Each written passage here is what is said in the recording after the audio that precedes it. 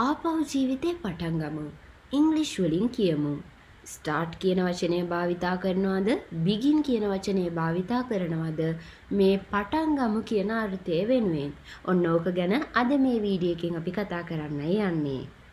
Start කියන වචනයටයි begin කියන වචනයටයි දෙකටම තියෙන එකම අර්ථය. පටන් ගමු කියන අර්ථය තමයි තියෙන්නේ. මේ දෙක ගොඩාක් සමානව වාක්‍යවල යෙදෙනවා. හැබැයි විශේෂිත වූ අවස්ථා කීපයක් තියෙනවා අපිට කිසිසේත්ම begin කියන වචනය භාවිතා කරන්න බෑ. අන්න ඒ අවස්ථා ටික අද මේ වීඩියෝ එකෙන් මම ඔයාලට කියලා දෙනවා. ඔයා කිසියම් හෝ දෙයක ක්‍රියාකාරීත්වය ගැන කතා කරනවා නම් මැෂින් එකක් ගැන කතා කරනවා නම් කිසිසේත්ම begin කියන වචනය භාවිතා කරන්න බෑ. start කියන වචනය තමයි භාවිතා කරන්න වෙන්නේ. I cannot start my car. මට මගේ කාර් එක ස්ටාර්ට් කරගන්න බෑ. මෙතනදී කාර් එක කියලා කියන්නේ මැෂින් එකක් නොවනට අපි කතා කරන්නේ කාර් එකේ එන්ජින් එක ගැනනේ. මේක යම්කිසි දෙයක ක්‍රියාකාරීත්වය ගැන. එහෙනම් අපිට බය නැතුව ස්ටාර්ට් කියන වචනය භාවිතා කරන්න පුළුවන්. I cannot කියලා කියන්නේ මට බෑ. ස්ටාර්ට් කියලා කියන්නේ ස්ටාර්ට් කරන්න. my car කියලා කියන්නේ මගේ කාර් එක. She started washing machine. ඇය වොෂින් මැෂින් එක ස්ටාර්ට් කරා. එහෙම නැත්නම් ක්‍රියා කෙරෙව්වා. ස්ටාර්ට් කියන එකේ අතීත කාල ස්වරූපය තමයි started කියලා කියන්නේ. she started කියලා කියන්නේ ඇය ක්‍රියා කෙරෙව්වා. වොෂින් මැෂින් කියලා කියන්නේ සෝදන යන්ත්‍රය.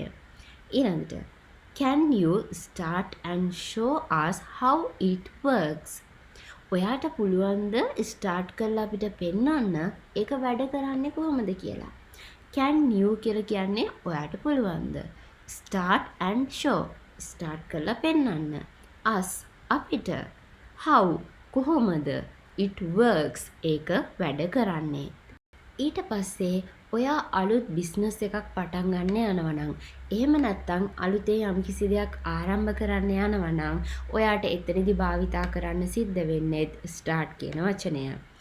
I am going to start a new business. මම අලුත් බිස්නස් එකක් පටන් ගන්නයි යන්නේ. She will start her new restaurant.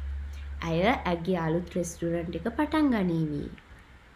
Shall we start a bookshop? අපි බුක්ෂොප් එකක් පටන් ගමුද? ඔන්න ඊළඟට ඔයා කතා කරනවා නම් ඔයාගේ වෘත්තිය ගැන එතනදී ඔයාට පාවිච්චි කරන්න වෙන්නේ start කියන වචනය. Are you going to start your job from here? ඔයා ඔයාගේ job එක මෙතන ඉඳලා පටන් ගන්නද යන්නේ? Are you going to start? ඔයා පටන් ගන්නද යන්නේ your job ඔයාගේ රැකියාව from here මෙතන ඉඳලා. She has started her first job now.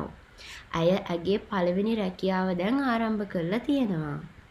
She has started. ඇය ආරම්භ කරලා තියෙනවා. Her first job. ඇගේ පළවෙනි රස්සාව. Now. දැන්. I have started my morning shift.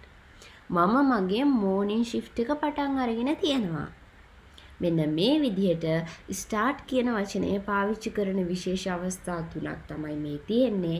මේ අවස්ථා තුනදී ඔබට කිසිසේත්ම බෑ begin කියන වචනය භාවිතා කරන්න.